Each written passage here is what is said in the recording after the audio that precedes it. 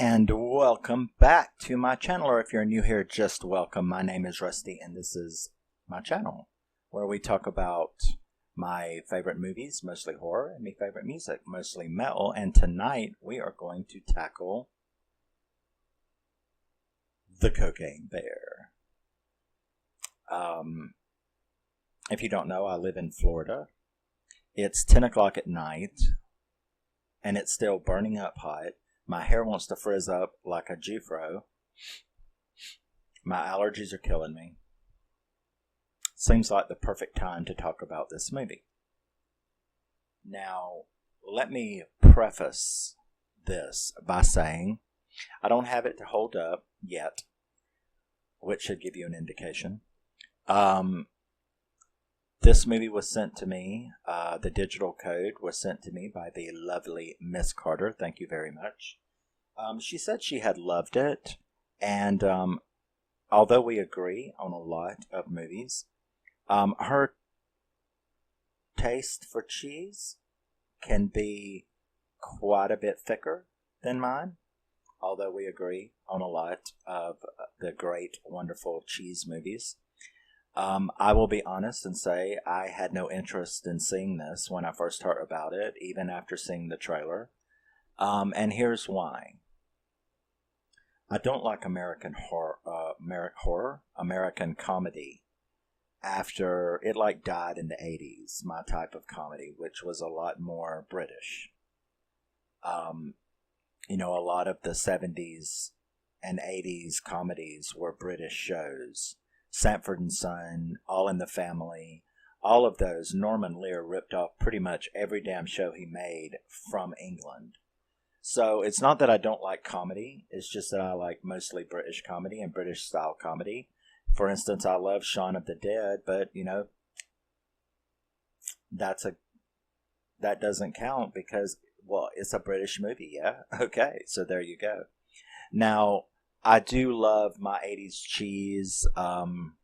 She sort of left it at she loved it. And she didn't fill me in on the rest, you naughty girl. She didn't really compare it to anything to get me hyped. Had I known that this was going to turn out to be Gutterballs, Girlfriend from Hell, Don't Panic, Pledge Night, Nail Gun Massacre, I would have been a lot more hyped. So I was very, very shocked when I put it on. I started watching it and, right off the bat. So first let's introduce the film. Cocaine Bear was released in 2023.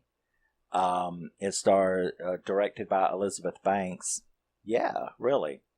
Written by Jimmy Warden, and it stars Keri Russell, Alden Ehrenreich, and O'Shea Jackson Jr. Now, from the, when I went to my Vudu and I, turned it on and started watching it, because I promised her I would do a review on it. I was going to try to be nice, but then again, I don't have to, because I fucking love this movie. Yes, I do. Like I said, I had no interest in it because it's American comedy, modern day American comedy. And to me, the kind of comedy that I find funny died in the 80s. You know what I mean? Now, I knew this was set in 1985. Let's tackle the true story based on a true story. Please. It's based on the idea of what if, based on one little part of the true story. There was no, there was, have you ever seen American Made? Tom Cruise's movie. That's a true story. It really was like that in the 80s. That is how they got drugs into America, from, El Salvador and Nicaragua and Panama and stuff like that.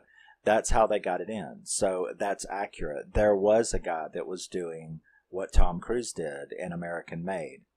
And his parachute did not open. He did land in the driveway. I remember the news stories way back when it happened. Because it was pretty shocking to come outside and find someone smashed on your driveway, you know. But that's as far as it goes. No cocaine bear ripped through, a national park. So it's based on the idea of what could happen based on the fact that someone's parachute didn't open. So right from the get-go when I turned it on, it started off with the song Chicago, and I'm like, I immediately got into, I was like, well, this is a good way to get it started, And we see the man, which of course immediately reminded me of American Made, with him throwing out duffel bags full of coke, bricked coke, and then he put on a parachute, dancing around like a fool, and knocked himself out. Now, of course, the real guy, there's no indication that he was dancing around and knocked his stupid ass out when he jumped out the plane. That was very funny, and it started off the mood. So, I was interested, here it was going. We then see a couple hitchhiking, or not hitchhiking, but hiking through Chattahoochee National Forest. Side note, Chattahoochee is right over there where I live. You can get to, it doesn't take you long to get to Chattahoochee. This is the Chattahoochee National Forest. But so it is from kind of my area, So, we see this couple hiking through the Chattahoochee National Forest, and they're doing the sights and they're seeing everything, and they notice a bear and they think it's all so cool, like most people do.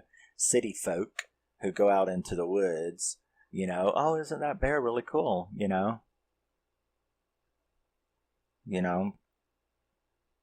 black fight back, brown run, So they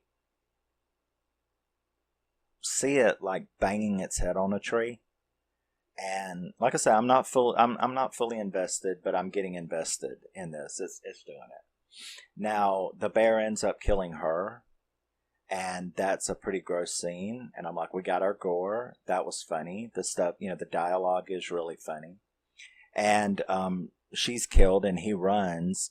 Now we see the news reports of the dead man whose parachute didn't open, laying in the driveway of the person. So it's all over the news.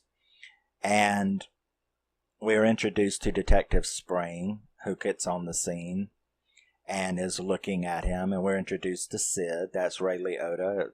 His death's really sad. So I'm glad he got a really good movie that's probably going to be a cult classic on his, in his last few performances. So his character is really cool. So we get introduced to him, Sid White, as this really bad drug boss. And I said it's got a great 1985 soundtrack. It does. I love the music in there. I don't really care for White Lines, but everything else in the movie is fantastic. Berlin's No More Words. So there's great music in this. So we see Sid ends up sending David. We're introduced to David and Eddie, his son. And Eddie is hilarious because he's all cryy and mushy about, I guess, his dead wife died of cancer. And Sid can't stand taking care of their son. So he wants his drugs back. And he had heard about it and seen it on the news. So he sends David and Eddie down to that forest to try to locate as much of the cocaine as they can. So, to find his lost coke. We're introduced to the kids, Dee Dee and Henry, who are skipping school. We're introduced to her mom, Sari. So, when Sari leaves for work, she skips school, meets up with Henry. They go out into the woods.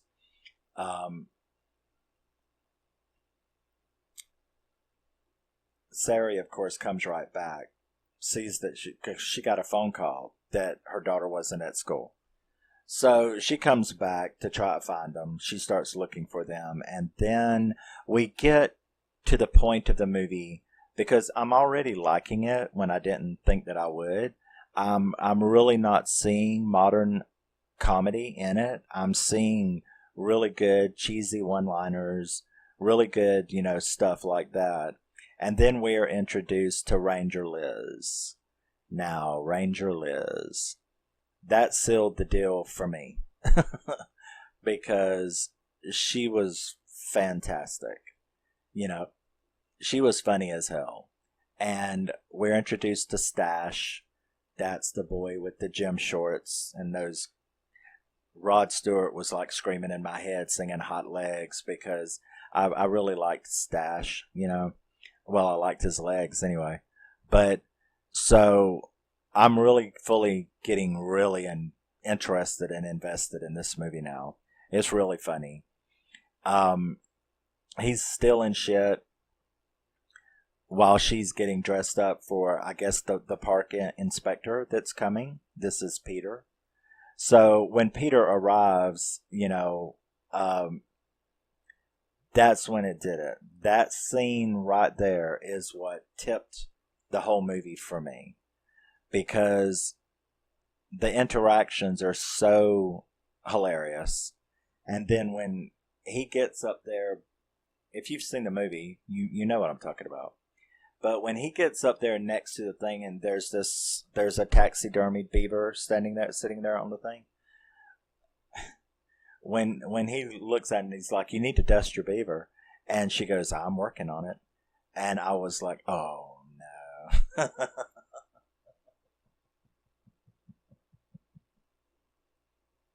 Okay. All right. Okay. I think I see where this is going. And I was swan diving into the movie at that point because that was a flawless line. That was a perfect line. So Sarah ends up showing up. And at the same time, we see Dee Dee and Henry out there in the woods. She wants to go paint the waterfall.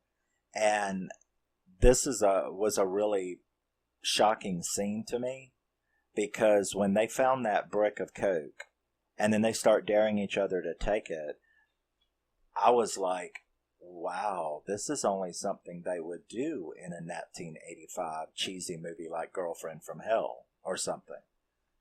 Because I was really shocked that they were cutting it open. It was a whole knife blade full of coke. If she had swallowed that, she'd have been dead in 2 minutes. I could not believe that they were showing these kids messing with cocaine like that. So I was like, the director, and the writer and the director, they got balls to show a scene like that. And I was just like, I can't believe that they are showing that. And they did. So that's like those 80s cheese movies like Gutterballs and Girlfriend from Hell and Don't Panic and stuff like that. They were not afraid to just do it, just like, oh, well, controversy, whatever. Political correctness, who cares? This is what I want to say. This is the funny line. This is the scene. And they did it, and they really didn't give a shit. And that's what I love about movies like Gutterballs and Girlfriend from Hell and all is like they don't care. They didn't care whether they were offending you or not. Or who they would offend or how eye-rolly it would be. They did it anyway. So they find that. They get to see the bear. I even wrote, "What the fuck?" when I said they put it in their mouths. Like I said, I couldn't believe they were showing that. The bear gets after them. We see David, and Eddie arrive at the park. And Sarah ends up showing up to ask Liz and Peter for help. Now, Liz doesn't want her to go because she wants to get him out in the woods to dust her beaver. That's what she was wanting. Never a more literal line had been spoken. when she said, I'm working on it. Because she was working on it. So he ends up, because he's obviously has no idea. So he wants to go help. So she reluctantly, and he goes out with Sari, and they're going to go looking for, her daughter, and agrees to take her to the waterfall. Now, this is when we're introduced. At first I thought Stash was just a little goof, a little asshole in there. But it turns out, because she's telling Sari and Peter about the pop crew, that is these three punks that have been hanging around, robbing and, messing with tourists in the area. So when David stops and goes into the bathroom, we get to meet them. Matthew, Ponytail, and Stash. And Matthew, we're not even going to talk about Matthew because this would be an X-rated video if we did. Yes, oh my God. I was just thinking about it. But anyway, they attack David, and that is hilarious. I mean, this gangstery drug dealer, and these three little punks are like, give us your money. And he's really are we going to do this, really? So that was an absolute hilarious scene. He ends up beating the shit out of him, and gets Matthew to tell the truth about where did you get this cocaine. So he said they had stashed it at the gazebo. So he gets them to take it, and we get some absolute hilarious behavior. Matthew is funny as fuck. I can't really go into exactly how and why, but he is hilarious. It's just his attitude and the things he says. He's like a violent criminal, but yet he's acting like a dumb kid. It's really quite hilarious. So you've got them trying to go to the gazebo. You've got Sari and Liz and Peter going to, the waterfalls, trying to find the daughter. So Detective Spring arrives, and that's hilarious. He's great too. Everybody in this cast is great. I love all of the characters in this movie. So Sari manages to find Henry, and he's up a tree. And he starts telling them about there's this crazy cocaine bear. And it attacks Peter because Peter had fallen in the cocaine. There are of course these duffel bags everywhere, and this one had been like spread out on the ground. So he had fallen into cocaine, and he had cocaine on him. So Henry's up there in the tree. Dee Dee's gone, says that the bear took her. The bear attacks and ends up biting Liz's ass, which was hilarious. Scaring the hell out of Peter, who had just got through bitching out Henry for being up the tree, because he was like, why are you up the tree? Well, it's to get away from the bear. Well, the bear can climb trees. But as soon as that bear attacked, that motherfucker got up a tree really quick. So there went your, you're going to try to rag on Henry for getting up the tree, but you went up there faster than Henry did. That boy, he scaled that tree. Like a top-rate mountain climber, you know what I mean? So the bear then starts to, and Liz had taken off to go for help. So Peter climbs the tree. Bear gets after Henry in the tree. However, as he climbs higher and higher, the bear smells the coke on Peter in the other tree. So he comes down, runs up the other tree. Really cute special effects, and kills Peter. So as funny as this movie is, the kills are absolutely gory and great. So that's also like those 80s cheese movies like Gutterballs and stuff. As stupid as the dialogue is, in a funny way, the kills and the gore is really intense as well. So he gets up there, he eats his leg off. That was a really gross scene with him hanging upside down out of the limb. Henry gets down. Henry manages to get down and runs off with Sari. Liz gets back to the station and shoots one of the pop crew. Now, that was hilarious because she's fucked up. Stash and Pony are in there because, Matthew's gone. He had been taken by David. Then the bear is obviously around. It was hilarious when they opened the door and the bear was sitting there like the Pooh Bear or something. He looked like Winnie the Pooh sitting there. And fucking Liz just like blows the whole front of that Ponytail's head, which I really didn't care about him, but blew his fucking head off. I mean, like the big giant hole, blood everywhere, all over Stash. That was really gross. It was hilarious. Now, she had managed to call the EMTs. So she shoots Ponytail. And then I wrote, the bear gets sexy legs. Yes, he kills Stash. And I'm like, well, I should have known. You kill the one. Well, I was just going to say, but he didn't kill Ponytail, did he? She did. He didn't get a chance to kill Ponytail. So, we get to see David and Matthew and Peter still trying to find the gazebo. The EMTs arrive, and that was hilarious. Beth and Tom, they find the bodies inside, and they find the bear inside. That's how we learned that he had eaten up Stash. So, we're back to Liz and Seth. Tom, they escape.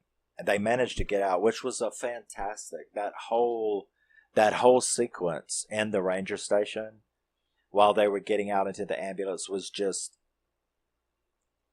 pure 1985. Everything about it was filmed fantastically.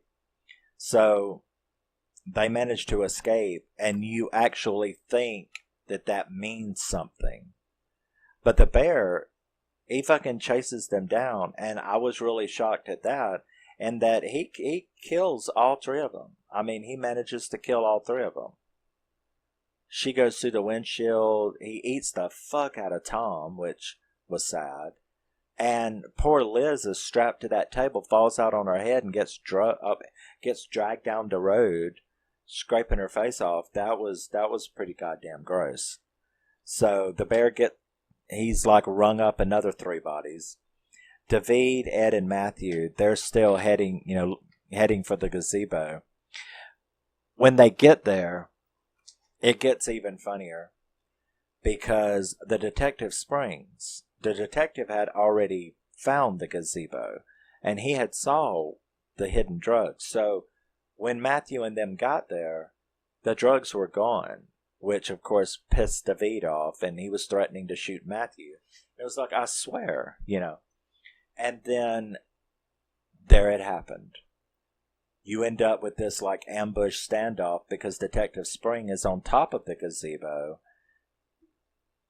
tries to hold them still, freeze, and ends up shooting David, which was hilarious because there's Michael laying over there on the ground, Matthew, laying over there on the ground, and he looks over at David, and it was another hilarious line, and that is when he's like, because I'm kind of this way, which I think that's why I found Matthew so funny, is because he kept being distracted by trivial things.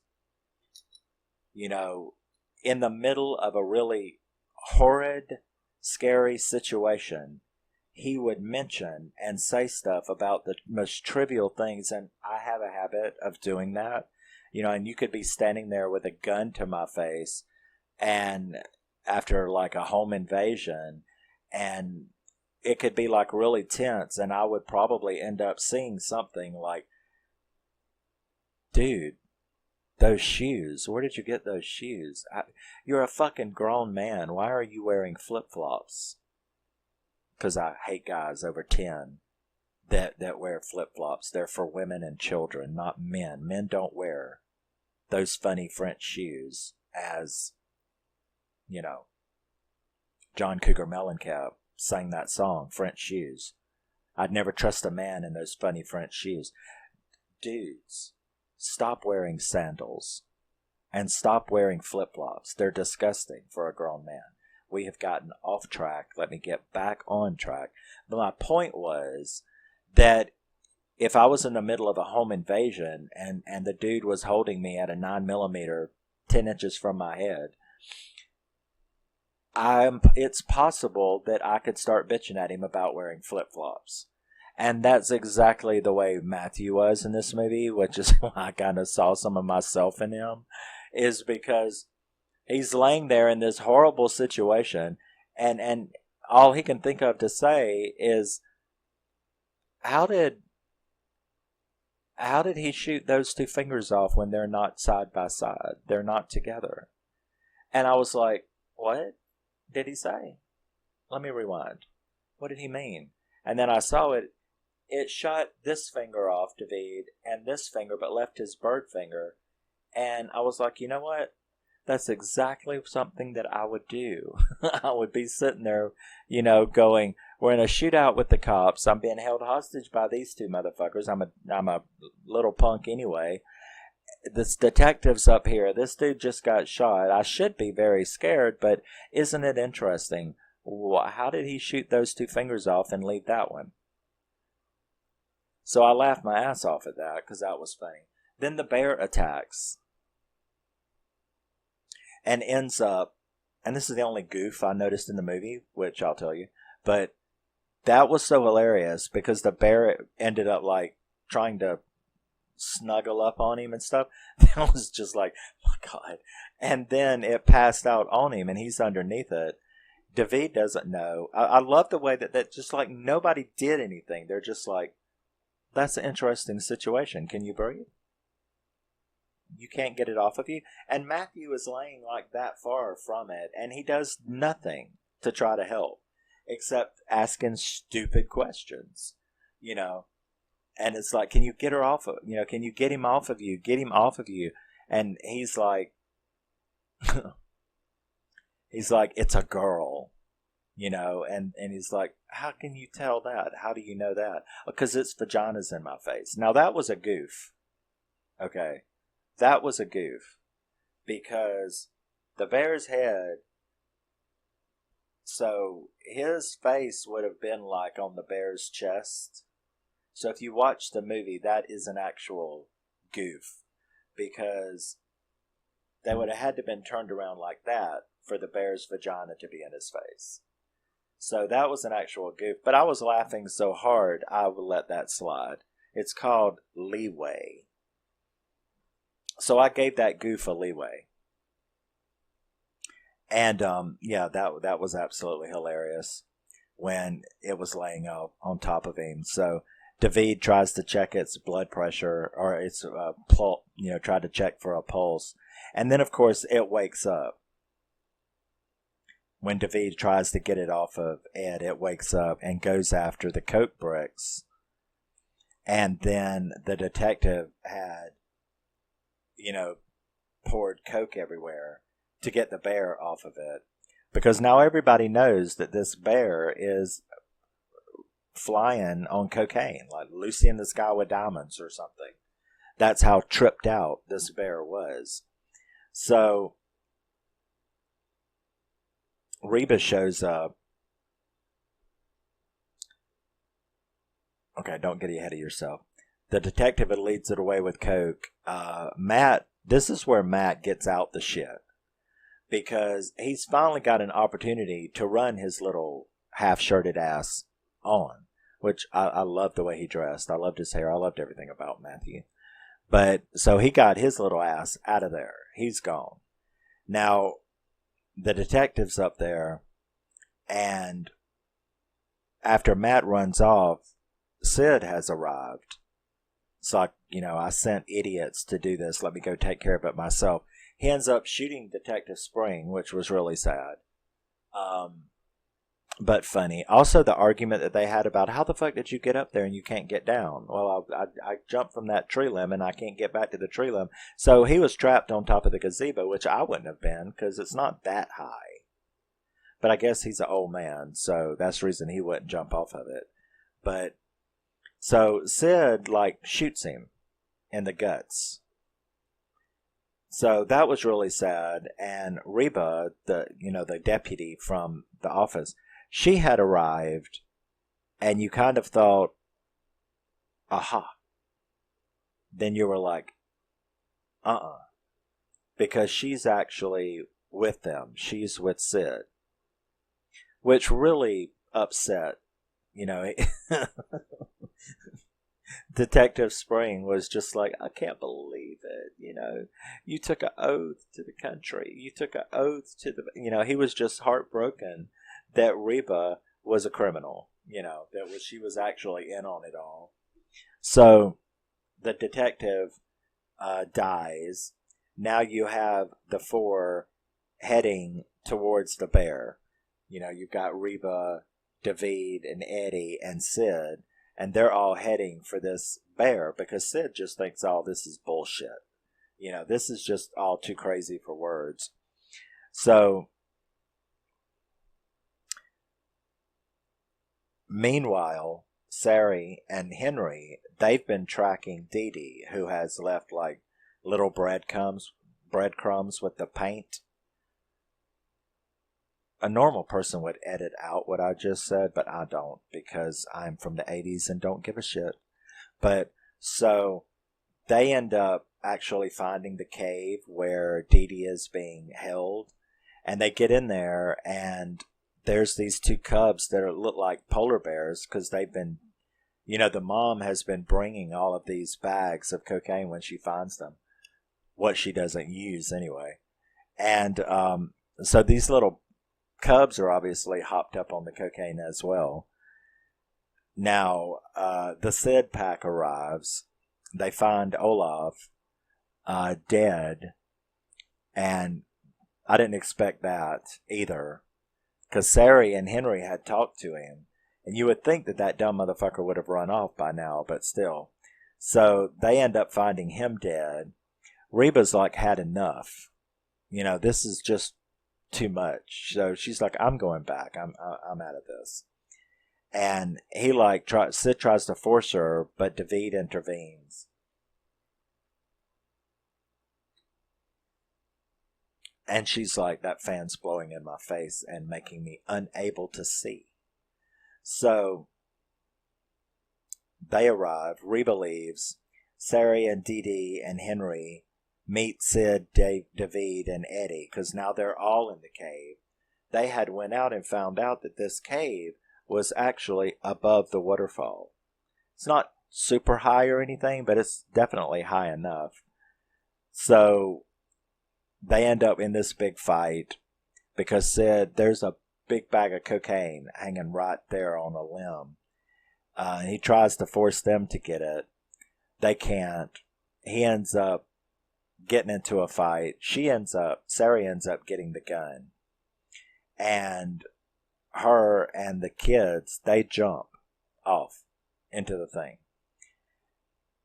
He tries to force Eddie and David to get the coke, and they refuse too. Because now the bear and the cubs, the cubs are out there. They end up jumping as well, but Sid actually shoots David as he tries to jump. They end up landing in the water. Everybody's left except Sid. He ends up fighting the cubs, trying to hurt them. And then Mama comes. That's what made them jump to begin with.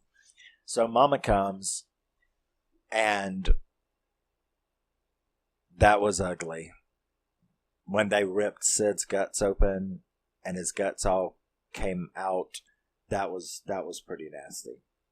So all of them managed to escape. David and Eddie, Sari, and the 2 kids. They all ended up managing to escape. Of course, Reba escaped as well. You end up getting to see Eddie falls in love with that little dog, and I hate those kind of dogs. So I told my brother, who laughed his ass off at this movie too. I was like, that dog at the end, that's the dog that I tell you about, because he knows I absolutely hate pocket dogs. I don't mind big, huge dogs. Like, my favorite dog is a Tibetan Mastiff. Those are the most beautiful things I've ever seen, is a Tibetan Mastiff. So I'm okay, for some strange reason, I'm okay with really, really huge dogs like Mastiffs, Great Danes, St. Bernards, that really big dogs I like. But the fucking teacup poodles, they're fucking rats, and I just want to step on them, and I hate them. Oh my God, I can't stand them. But anyway, so that dog in that movie is the exact kind of dog I hate. And Eddie ends up taking it. And then when, like, they're putting it in the thing, they're like, what is it eating? And then they, David and Eddie look at each other, because, he had gotten his 2 fingers. So they were like, what are you eating? And they look at each other, and they're like, oh, God. And David's like, well, they weren't going to put him back on anyway. So that was pretty gross. That meant the dog was eating his fingers. So Eddie takes David, and he and David leave. And then Sari and the kids go home. And then we get to see that the mom and the 2 cubs are still alive. And then the final scene is Matthew. He's gotten away. Not only has he gotten away, but he's got a big red duffel bag on his back and a, New York, going to New York sign. And he's hopping in this truck, and he throws the bag in the back where this guy's got, like, I don't know, what is it, about 12 sheep?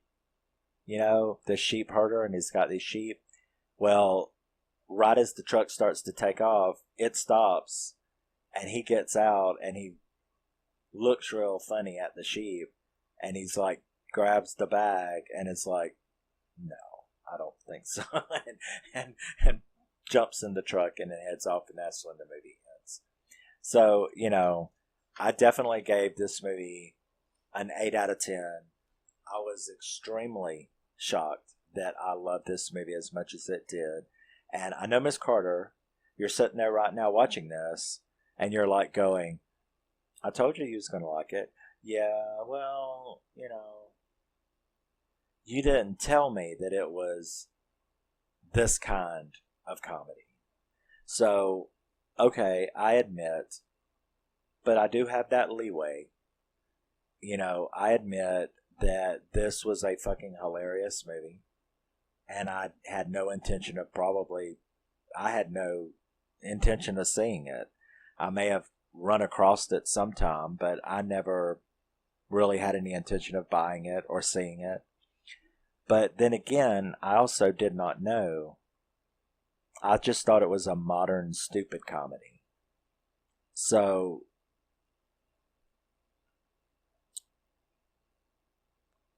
yeah, I thought it was like, okay, it's a comedy horror, but it's a modern one. Yes, it's set in 85, but they're still going to have today's type dialogue, today's type of writing, today's type of play it safe, and stuff like that, which I can't stand. So I didn't think I was going to like it, and I loved it.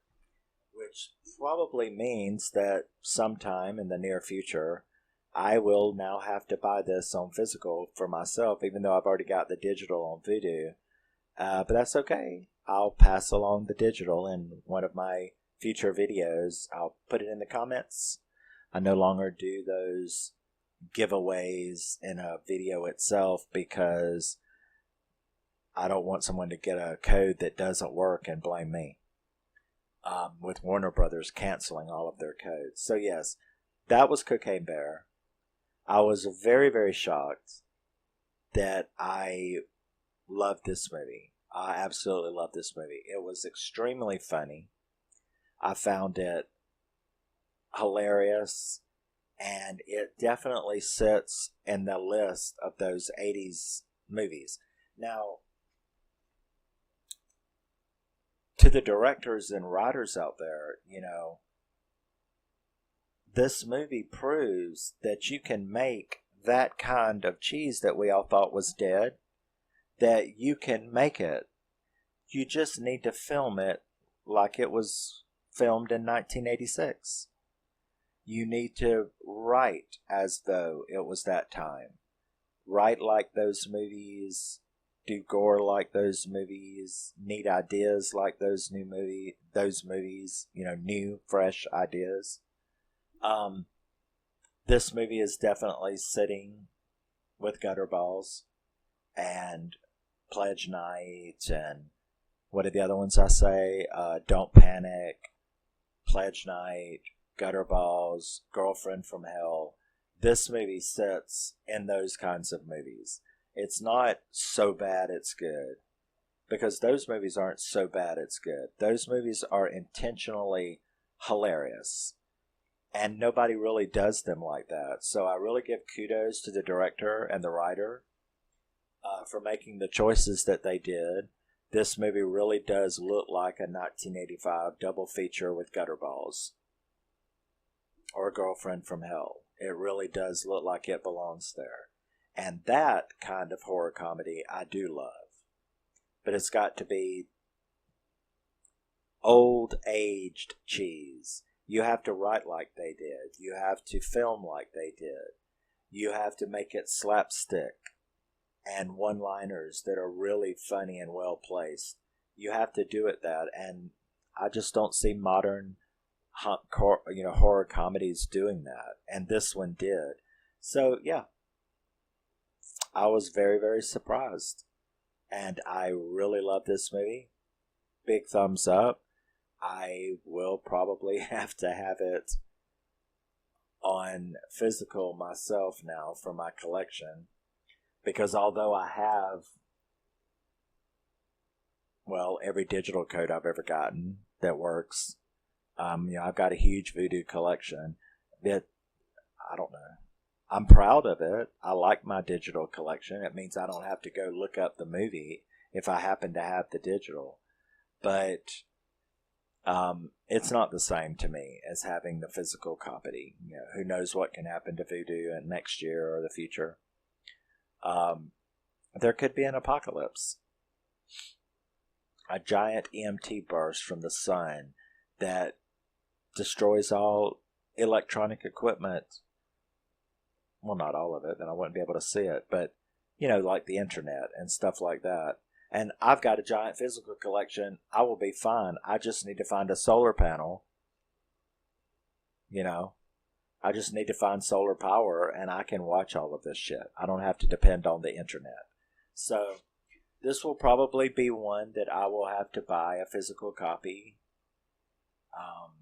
And if I do, or when I do, because I'm sure I will, when I do, I will pass on the digital code like the digital code was passed on to me, because I already have it. So, love you, miss you, bye. Always remember, never forget, you are a very, very special person, regardless of what anybody says, and even if you are not a hopped up black bear on cocaine. Yes, you are. I will see you in the next one. I am fixing to start my second Shark Week, so I will be back with Deep Blue Sea 1, 2, and 3. I'm going to do Deep Blue Sea, and I'm going to do the reboot. I thought it was a sequel, but it's not a sequel. It's a reboot. And then its sequel, Deep Blue Sea 3. So I'm going to do those and 4 more shark movies. And yeah, so I will see you then. I will see you back for Shark Week. Love you, miss you. Bye-bye. Cocaine Bear. I was very, very pleasantly surprised. I loved it. Bye-bye.